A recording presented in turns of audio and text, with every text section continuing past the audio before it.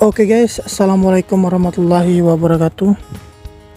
Nah baiklah, di video kali ini saya akan membagikan tutorial dan cara menonton film India yang sudah didubbing ke dalam bahasa Indonesia. Nah dalam arti kata yang sudah lengkap berbahasa Indonesia teman-teman ya, bukan subtitle Indonesia teman-teman, yang tentunya tidak ada di YouTube guys. Oke, langsung saja tanpa basa-basa kita ke tutorialnya. Nah di sini saya akan membagikan link film India yang berjudul Baghi teman-teman ya, yang berjudul Baghi. Nah di sini berhubung saya sudah ada linknya, saya langsung saja klik linknya dan kita tunggu sebentar.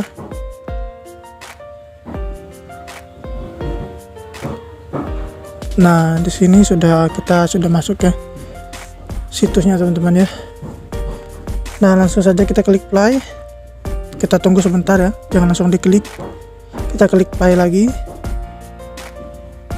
Nah di sini saya akan membuktikan kepada teman-teman bahwa ini berbahasa Indonesia atau sudah didubbing ke dalam bahasa Indonesia.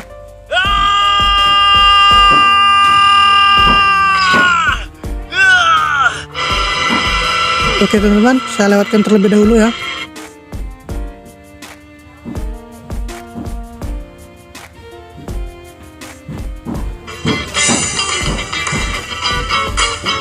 Hai sayang. Hai, namaku Raju, seorang gelandangan.